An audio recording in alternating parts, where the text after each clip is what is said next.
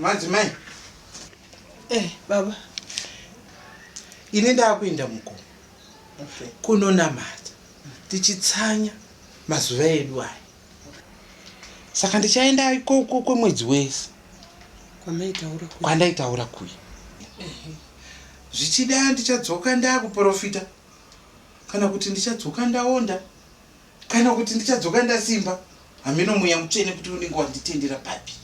Iwo mweya mutsvene ungati mubva mazoramba muchingosimba. Kunamata. Ndokunonzi kutsanya. Aiwaka. Tinongoti wose machena kanhe baba. Handiti. Imi mofambawo zvakadini? Zvakanaka. Tinotenda. Handiti. Tungamirirwai. Musarawo zvakanaka. Aiwa zvinokudzwa. Ko ndokubudisa izvo? Aiwa, vamwe vangu vatomira. Handiti?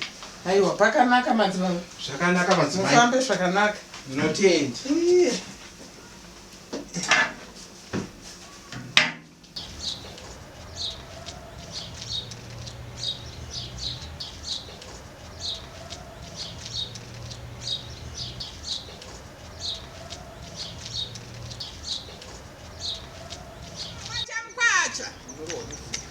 Tinadzo wachamukwacha madzimai.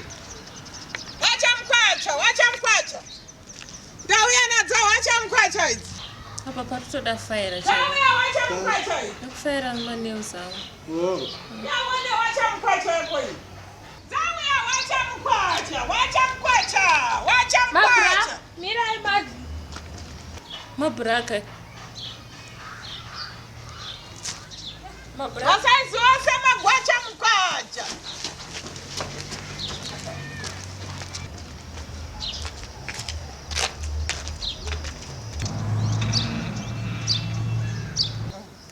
Mabrain akanaka mati. Imari madza mabrain. Mabra angu $5 chete. Ende akanaka. Fanika iro riri. Aibanga mupanga.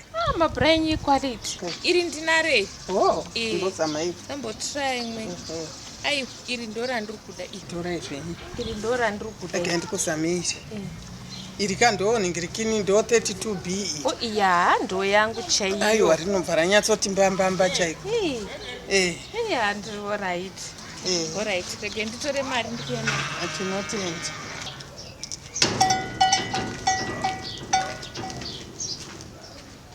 Haya. Sakawana. Tanzapa.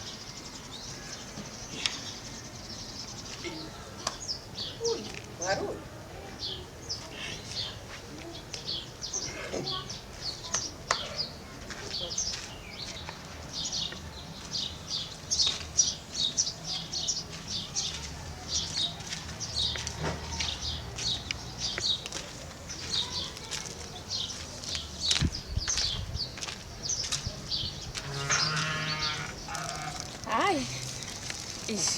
Maita yenyu.